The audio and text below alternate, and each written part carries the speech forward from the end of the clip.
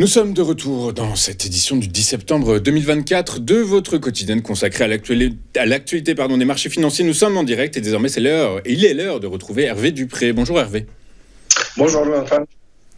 Bonjour, merci d'être avec nous Hervé Dupré. Vous êtes trader pour compte propre depuis 1995, donc un ancien des marchés. Hervé, le CAC 40 a ouvert sur une note hésitante. Il évolue toujours sans réelle direction. Les investisseurs, j'imagine, prudents avant les prochaines données macroéconomiques en provenance des États-Unis. Je pense évidemment aux données sur l'inflation et la prochaine décision de la BCE sur ses taux directeurs jeudi. En cette attente, est-ce qu'il faut s'attendre à une volatilité plutôt faible et donc à une forme de latéralisation de l'indice phare parisien?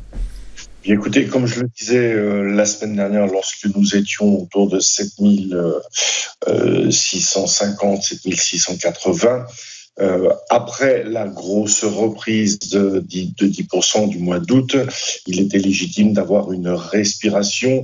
Donc la forme de la respiration attendu était soit une latéralisation, soit un retracement. Donc, on est plutôt parti sur une base d'un retracement de 50% qui était matérialisé par la clôture de la semaine dernière. Suite à cette clôture hebdomadaire, nous avons ouvert sur un gap haussier à 7352 avec une journée verte hier et ce matin nous avons ouvert en gap baissier qui a été immédiatement comblé. Donc on revient sur la clôture 17h30 d'hier. Donc le gap étant comblé et comme vous le disiez, on a la macro qui est attendue à travers l'IPC US pour la France, ce sera vendredi. À quoi on peut s'attendre techniquement? Donc on est plutôt dans une phase de compression maintenant post le retracement de la semaine dernière. Est-ce que le marché va suranticiper et la baisse de taux de la BCE et celle qui est déjà acté côté Fed?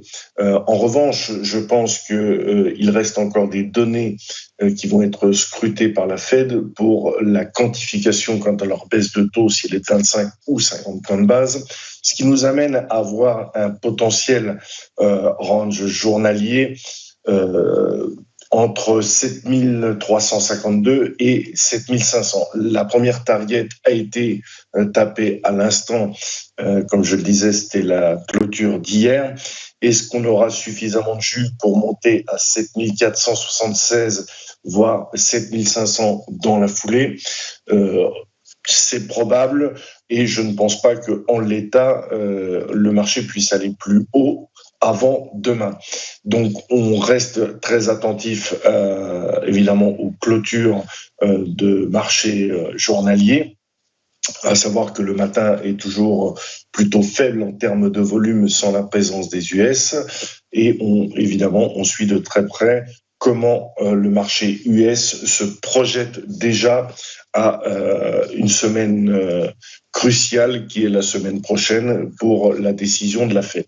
Ce qui nous donne à travailler des petits écarts, évidemment pas évident à identifier.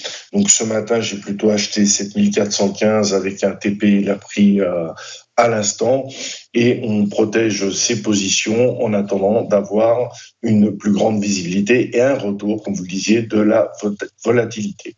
Voilà ce que je peux vous dire par rapport à l'ouverture d'aujourd'hui. Vous avez évoqué Wall Street, Hervé. Wall Street, hier, tous les principaux indices ont fini dans le vert. Du coup, les investisseurs semblent plutôt confiants quant à cette prochaine baisse de taux, ce qui semble peut-être porter les marchés. Est-ce qu'on peut s'appuyer sur ce sentiment pour viser de nouveau ce haut de range dont vous nous avez parlé? Alors, c'est peut-être un peu prématuré. Les US ont toujours tendance à exagérer et les bonnes nouvelles et les mauvaises nouvelles. Pour l'instant, le contexte est good news, bad news, good news. Donc, tout ceci rentre dans un calcul de projection, comme je vous le disais, quant à l'ampleur de cette baisse de taux décidée par la Fed qui va arriver en septembre.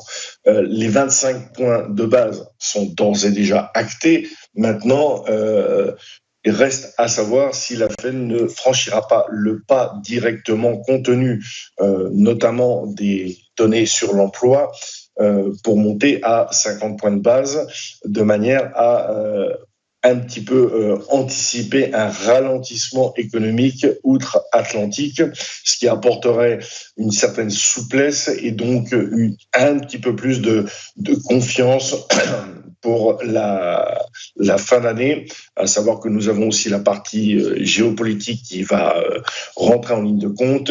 Et n'oublions pas que là, nous rentrons en plein cœur de la campagne présidentielle, puisque demain, nous aurons un débat important entre les deux prétendants. Donc tout ceci nous amène à des fluctuations à venir qui seront motivées surtout par des news, avec des intervenants aussi au niveau de la Fed qui vont s'exprimer.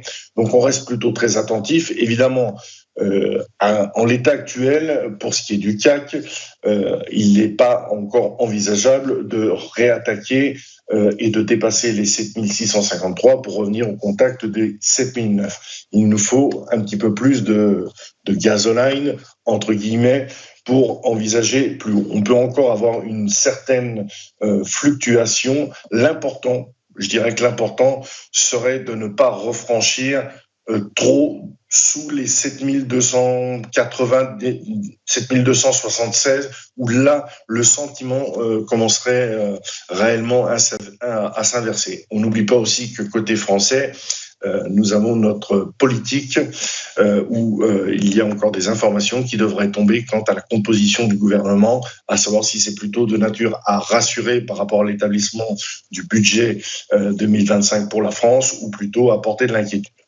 Donc on reste très attentif. Pour l'instant, c'est plutôt mou. On est plutôt dans le ventre mou, phase de compression, en attente de catalyseurs qui pourront, eux, amener vraiment des gros volumes. Très clair. Écoutez, effectivement, le message est passé. Donc, restez prudents, restez attentifs. Le débat Trump-Paris, c'est ce soir à 3h du matin, heure de Paris. Du coup, je vous conseille, sauf si vous êtes insomniaque, plutôt de regarder tous les commentaires demain matin. Merci beaucoup, Hervé, d'avoir été avec nous ce matin. Hervé Dupré, vous êtes trader pour compte propre depuis 1995. Et bien, écoutez, c'est donc un plaisir que vous partagiez avec nous cette expérience des marchés financiers. Je vous souhaite une excellente journée. On se retrouve la semaine prochaine. Nous, de notre côté, on marque une rapide courte page de publicité. On retrouve un autre mastodonte des marchés financiers juste après, Mathieu Driol. Et c'est Market Movers. À tout de suite.